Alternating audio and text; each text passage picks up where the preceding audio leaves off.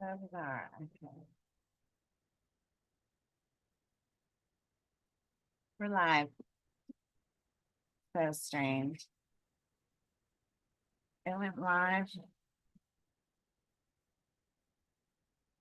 I cannot figure this out. Save my life. All right. I've had a ton of internet issues this week, so just want to fair warn you if there's any issues. I am sorry in advance. Let me just share this to my group, and we're ready to roll.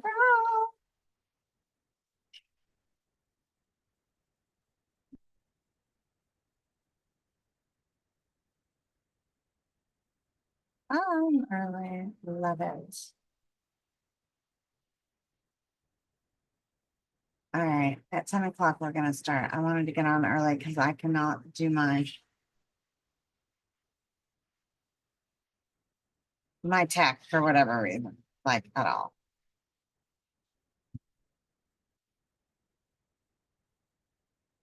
So,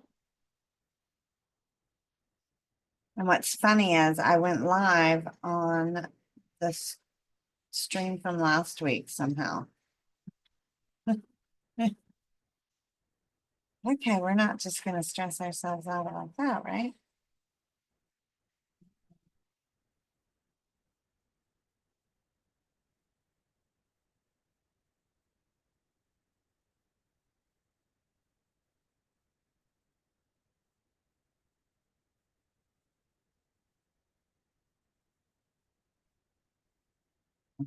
All right, here we go. Rock and roll. Hopefully everyone is here.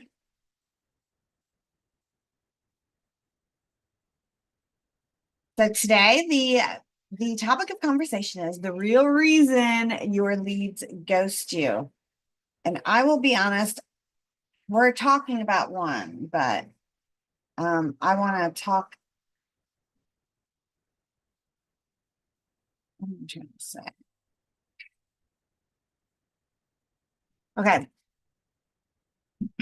let's just start and I'll get into it as we go. All right, so you're showing up, you're doing all the stuff, you're posting, you're starting conversations, and then silence. So what do, right? Leads that were like super excited about what you had to offer, all of a sudden they just vanish off the face of the earth. And you're like, what?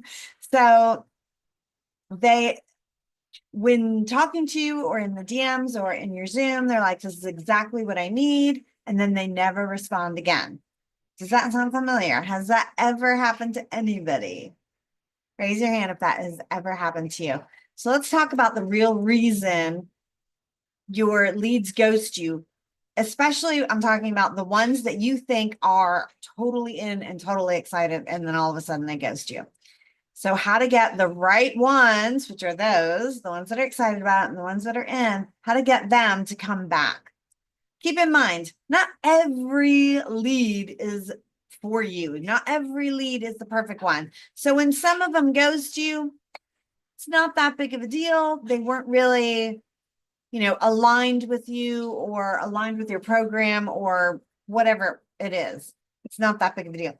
But then there's those ones that you are like, this is my dream client. I can so help you move to the next step. I can help you get from A to B.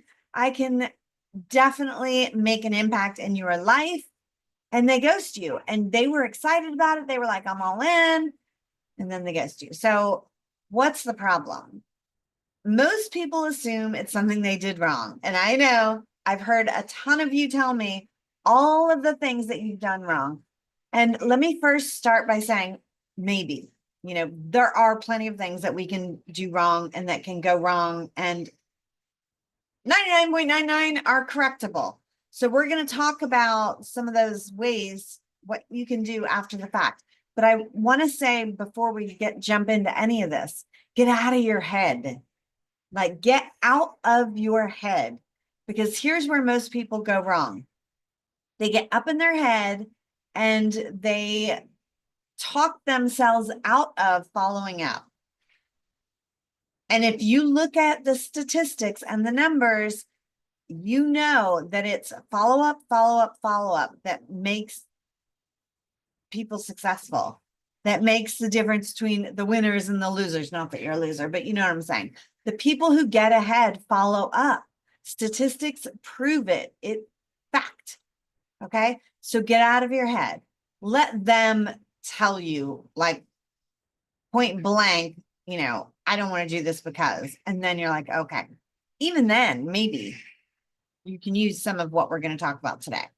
So most people assume it's something that they did wrong. They were too pushy, not pushy enough. But what it really is, in most cases, is that there's some sort of a gap.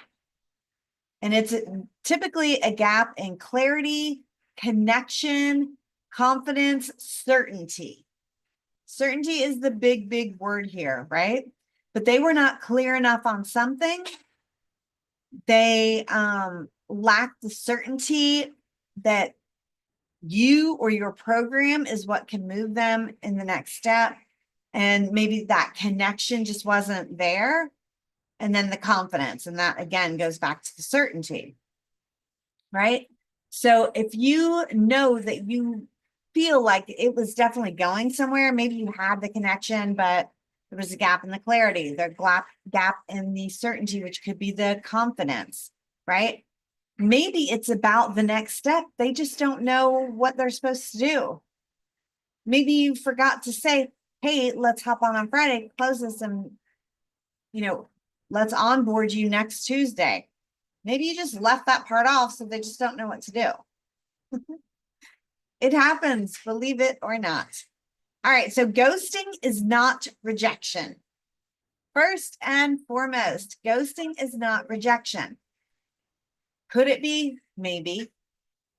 But a lot of the times it's not. So don't think that, in sales, they teach you until it's a clear 110% no, it's not a no. So you want to make sure that you keep them in your follow-up sequence, nurture, wherever it is that you think that they are, but get very clear on why they're not moving to the next step with you first. So it's not rejection, it's a sign. Sorry. It's a sign that your message or your process is not clear enough yet. Yet. Write that on your computer. Yet. Because that's the real big thing. They just need you to close the gaps for them. They need you to be a little bit more clear in a couple of areas, and that's all fixable, right? You can do that now. So, just as I am always super cheesy, I'm going to introduce myself really quickly. I know I always forget to do that. So my name is Erica. I am the client conversation coach. I help you have more conversations to close more clients in a nutshell, right? I help you figure out how to have more conversations, whether that's in your content, your DMs, maybe, after the fact, in the nurture, whatever it is, have those conversations and move to the next level. And a lot of you are stopping those conversations before you need to. And this is one of the ways that you can have more conversations. And it's going back and opening a conversation again that maybe feels like it's closed. All right. So the first, I am as cheesy as I'll get out. I've been doing this since 2007. So for any of you that have been around for a long, long time, I owned a language school. I love words. And one of the things that I do is acronyms. I think it's a fun way to teach, and I love them. So we're going in. All right. So the first letter for today is G. I think last week or the week before I didn't do one. So maybe if you follow me, you're looking for your acronym. All right. So the first letter is G. If you can guess it, drop it below. It's an easy one. All right. The first letter G, gaps in clarity. So they don't fully understand how you can help or what it is that you do. And this is probably one of the biggest things. Sometimes we think we're clear, but remember, it's in our head. and it's not coming out as clear. So one of my newest clients, that is the biggest problem that they're having, is that they know exactly what they want to say. They know exactly what they want their clients to receive, but somewhere it's getting lost in the translation, right? From there to there. Did you ever talk in one of the like a paper towel roll when you were a kid? And then by the time it gets to the other side, it's like all jumbled. Well, that's what happens. So you say, I help people get unstuck. They think, what does that mean? You know what it means, but they are like, unstuck. That's kind of vague. They're not going to say that. They're not going to say anything, right? So if they are not understanding what you mean as a whole, then sometimes that's a quicker, easier fix, but you can rewrite your bio, beef up your profile, get very clear on who you are, who you help, and how you help them. So your intro sentence needs to be super clear to explain the transformation that you offer, right? So if you look at that, I help people get unstuck. Which people unstuck from what? Is their car stuck in the mud? Could that work for that? It could. Maybe you own a towing company and you help people get unstuck. That would be a great byline if they knew it was a towing company, right? And then it kind of makes sense. But if you're a coach and you help people get unstuck, there's a lot of things they can be stuck in, right? Are they stuck in their messaging? Are they stuck moving forward? Are they stuck in their head? A lot of us are stuck there. So what is that? You want to be a lot more clear on who you help and how you help them. And what is that transformation? Think about where they want to be. That's what they want to know. And that's, I would say, of all of these, I would focus there first and foremost, because the messaging is everything. All right, next one, H, hidden hesitations, especially if you are new to what you're doing, or you have a new offer. Maybe you've been doing this for 5 years, but you're bringing out a new offer and you are lacking a little bit of the clarity and the confidence. If you have those hidden hesitations, if they have hidden hesitations, so they had doubts or fears that didn't feel safe to express. So a hidden hesitation on their part could be that they didn't ask enough questions. And if your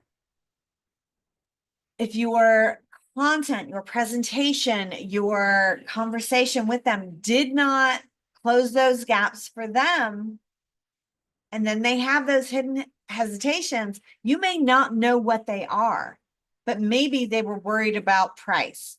Maybe they were unsure if this would work for them, right?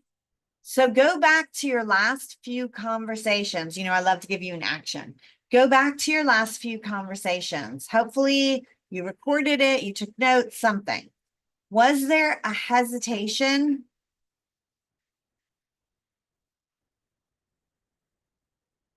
Was there a hesitation, and was there a place where you didn't really give them space to express it? So that can be the same in both. Let me just go back over that really quickly. If they hesitated and you're excited and you're moving forward, if you go back and review, you might be able to catch that hesitation that you didn't catch the first time when you were live, right? That's something you want to work on if that's the case. But for this moment, you didn't catch it. Okay, but can you go back and see it now? That could be one of the things. Review, right? Go back and look that over. Think back to what that conversation was and what their answers were, if they even gave answers. If I go like a really long time between conversations, I do that. Like sometimes I get going, I'll start talking about this, and then sidetrack on accident and I forget to get back to that. So did you leave an open loop that you meant to close and didn't? Right? Did you leave an open loop and not ever close it? And maybe it was about, how this would work for them. Maybe you just need to clarify a little bit, but go back over what you said and see if you can find what those gaps are and if there was not a very clear hesitation, go back over what you said and see where the points were where they may have hesitated. Right? Maybe you didn't ask a question that would have opened that space for them to be able to then answer it. Maybe they didn't have the prior context or content enough to understand what you were talking about. You with me? All right, so we've got, sorry, I don't know what it is. Whenever I speak, I yawn. All right, CHO. I mean to Google that and I never do. O is overload. I've been known to do this. Too much information, too many messages. And then they're just like shut down. So let me give you a example that has nothing to do with what we're talking about. But I'm a pretty decisive person.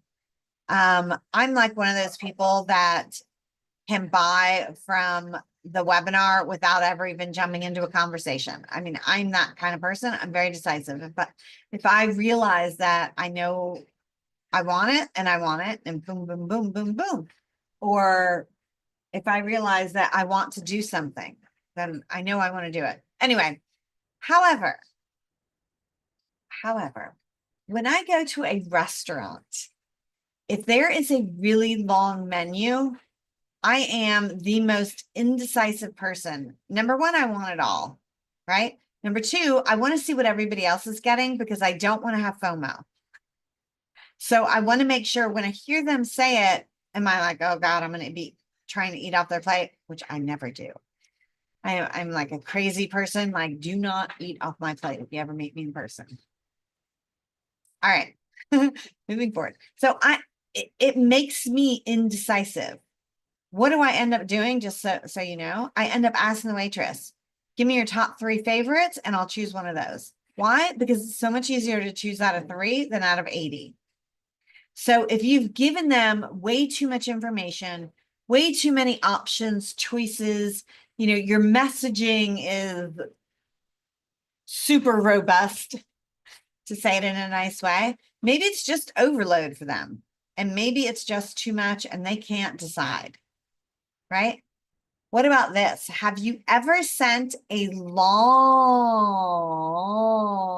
voice note explaining your program and then 3 links all in the same thing? Have you ever done that and then gotten nothing? So when I first started doing DMs, I was like queen of the let me explain everything I've ever wanted to say in this one DM. And I look back now and I'm like, yeah, I can see why I got crickets. Nobody wants to read that. Nobody wants to listen to a 3-minute long voice note. Don't do that, right? Number one, if you want to say a lot of stuff, say it in several DMs. If you're doing it through the DMs, chop it up or put it in writing and send it in a document. That makes it a little bit easier too. The 3 links, again, send one, talk about it, ask them questions about it, and then send another. You want to figure out what it is that they want and send them exactly what they need right now. That also answers what they want. Does that make sense? So if you overload them with a bunch of stuff, number one, either they're not going to look at it, so you're going to get crickets, or they're going to look at all of it and you're going to get crickets because now they're all confused. Don't do that.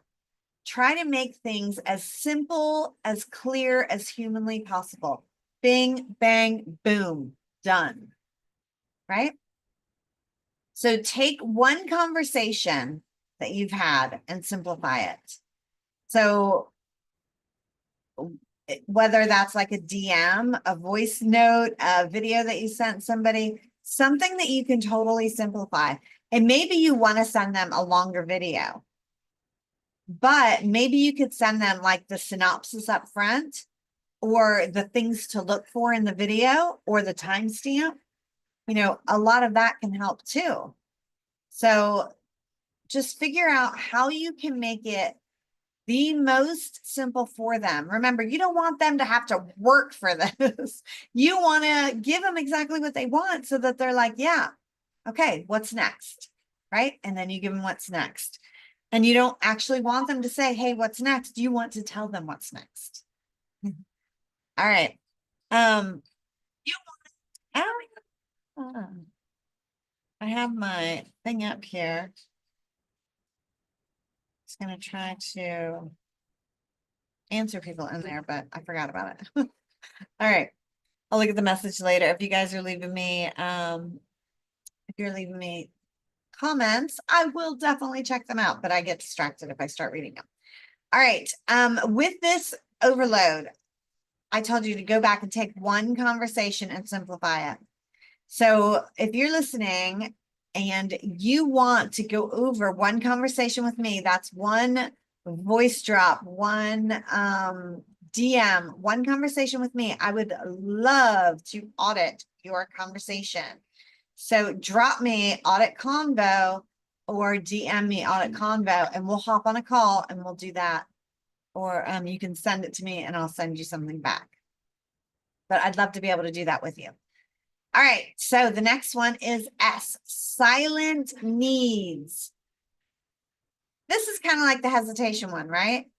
But your message didn't speak directly to what they actually want, to what they actually want. So you're focused on what you teach. This is a slight shift, but huge impact. Huge impact. So if you're very focused on what you can give them, what you can teach them, how you can, they're focused on what they're feeling, right? So that's like, you want to dial those in. You want to merge, kind of merge those, right? So when you focus on only what you teach, you're not listening to what they need. You're not worried about, of course you're worried about it, but they're not getting the feeling that you're focused on what they need when you're just talking about what you can teach and give them. How can you fix that? You can close that gap by, I'm going to give a quick example really quick. But when I used to teach the teachers, the best way to teach in the classroom, one of the things I always said is relate it to them. So if you're teaching adults and you're using a book that's talking about like classroom scenarios, which, okay, they're in a classroom, but it doesn't really relate to them like if they're adults anymore, right? What would relate to them is a work scenario, and especially their personal work scenario, right? If you're talking to teenagers and you can relate it to like the hottest video game right then, or things that teenagers go through, like breaking up or getting back together, or gossip or whatever it is, if you can relate it to what's in their head, what's going on in their world, that really helps a lot.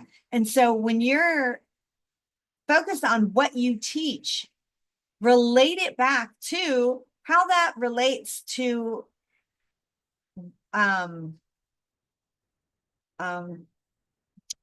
trying to say it so that it's about you and not about me teaching you. But so for my example, my clients are coaches. So I want to relate it to what they coach, right? You want to relate what you're teaching to them, their personal lives or their personal business or their personal whatever it is. They're focused on how it's making them feel. But if you can pull them into your story by using their story, right? That they're going to be a lot more bought in on what you're talking about, and they're going to be a lot more focused on it. And then you can get to how it's making them feel, and that type of part. So grab your last 3 posts or messages. Are you using your language, what you're teaching, or theirs, what they're feeling, what they're going through, their situation? I talk a lot about, use situations in what you're saying. That really helps them feel like, oh yeah, I feel that. If I'm speaking to you as a coach and I'm saying you're not hitting that message because you're focusing on what you're teaching. If you're one of those that does that, just now you were like, oh, that's me. Oh yeah, that's totally me. I need to figure out how I can change that. And you're thinking, ooh, I need her to help me figure out how to change that, right? So you want to get in their head. You want to use their language. You want to know what they're feeling and use that in a way to connect them. Just like, if you're talking to a bunch of teenagers and you're using conversations that are, either way younger than them or way older than them, they're like checking out. But if you're talking about their favorite video game, or if you're talking about, relationship stuff between teenagers, their ears are popping. They're listening. They're focusing in on what you're saying. Same thing applies here. So focus on them, right? Even if you're talking about what you're teaching, you want to bring it all in. All right. T is the last one. Yes, you guessed it. The word is ghost. So this one is T. This was a real stretch to get my acronym going, but it's too many maybes. I am very creative, aren't I? Too many maybes. So let me know is not a CTA. I'm going to put that on a post. Let me know is not a CTA. When you're speaking to somebody and you say, let me know, they're like, okay, conversation over. Done. Crickets. Why? Number one, they may not know what you want them to let you know about, right? When do you want them to let you know? What specifically do you want to know about? So be very, very, very, very, very specific in your call to action. Hey, let's finish this up. Let's close this out. Get it going on Friday at 12. We'll set up your onboarding call. Or let's jump into another call on Tuesday. How does that look for you? Or send me, hold on, I got one for you. Hold on. Drop or DM me ghost, and I will send you my DM reactivation checklist. DM reactivation checklist. So drop or DM ghost, GHOST, and I will send you my DM reactivation checklist. Now, if you want that, what are you going to do? You're either going to drop it under the video or you're going to DM me the word ghost. What are you going to get? You're going to get the DM reactivation checklist. Super duper clear, right? And I didn't have to say like right now because that's kind of implied. But if it's not, then you want to tell them when. So let's go back to the other one when I was talking about if you were interested in.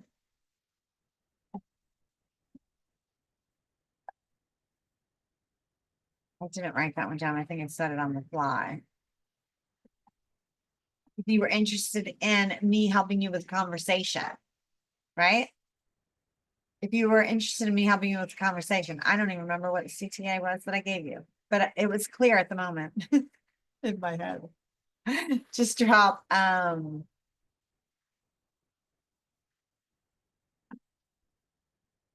don't remember. Just tell me what you want. Tell me you want to audit convo. That's what it was. Audit, see, because it was so clear. Audit convo. Tell me you want to audit a convo and let's hook it up. Let's set it up. I want to do that with you. I think that would be so fun. All right, so you got it. GHOST. Let's go over them real quick. And then we're gonna find. Where? All right. G is gaps in clarity. Biggest one. Biggest one. H, hidden hesitations. O, overload. S, silent needs. T, too many maybes. So not clear in what goes next. So if the conversation ends like, sounds good, and then nothing, revisit that. See what you could have done or what you can do. What you can do, not could have, right? Let me change that up. What can you do right now? And if you have one right now that you want to go over, let me know, right? Audit convo. So revisit, if you're going to do it yourself, revisit 2 conversations that fizzled. Ask yourself, did I give them clear, low pressure? Yes. Right? Did you give them something that they could say yes to or that they could do right away? And then did you follow up? Did you follow up? How many of you are guilty of that? I know I am. You know, you get going on something else, you're not tracking properly, you're not whatever, whatever, whatever. And all of a sudden 6 months go by and you're like, ew, that was a good one. Ew. So possibly they moved on, but what did I say at the beginning? Do not get in your head. Get out of your head. Get out of your head. So what can you do right now? Find 2 conversations that fizzled. Look for them right now and just say, hey, I just realized I never followed up. Or I just realized I totally ghosted you. Put this in your own words. Oh my God, I'm so sorry. I don't know what happened. You know, no great excuse, just life. But would it still be helpful if I sent you that freebie? Or would it still be helpful to jump on that call? Whatever it was that you were talking about at the time. Whatever it was. And they might get back to you and say, yeah, I'm going to find one of those. My coach was just telling me to do one about that. And I was doing that. It's not last remind a different that went to me. So go back and find one of the conversations you did that. You guys will be like, yeah, I still love that.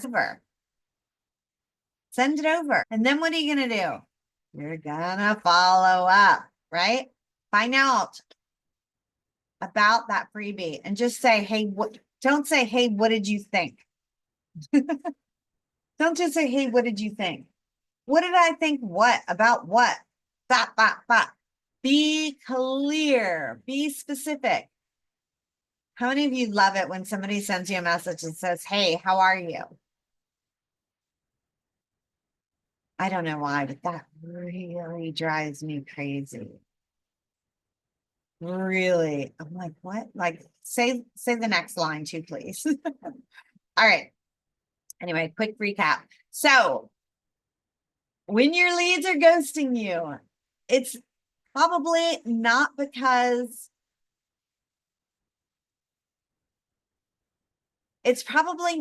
of you at all. It's because they're unclear about what to do next. They just don't know what comes next. So fix those 5 gaps. And you could do this now. Go back to those old messages. Go back to them. Figure out clarity, hesitation, overload. How are you going to fix an overload? Send them one small piece. One small piece right now. Hey, I realize I totally overloaded you. Let's try this again. You know, and then ask one question or send one thing and tell them specifically why you're sending it and what you want them to look for, yada, yada, yada, right? Be very specific and just do one small piece. All right, so clarity, hesitation, overload, silent needs. They're not telling you, right? Clear call to action. That was the T, too many maybes. So clear call to action. Make sure you are so clear in what you're saying to them, what you want out of them, what you want them to do. What do I want you to do? I want you to drop ghost. if you want that DM reactivation checklist. And I want you to drop audit convo if you want me to audit a convo with you, which I would absolutely love to do. All right. All right. So, oh, the checklist. Yeah, you want to be simple, not pushy, quick and easy that works like magic. Know exactly what to say so you can follow up and when to say it. All right, quick question before we go. You've got your 2 calls to action, but I'm going to give you a third. And as a marketer, I will tell you only do 1.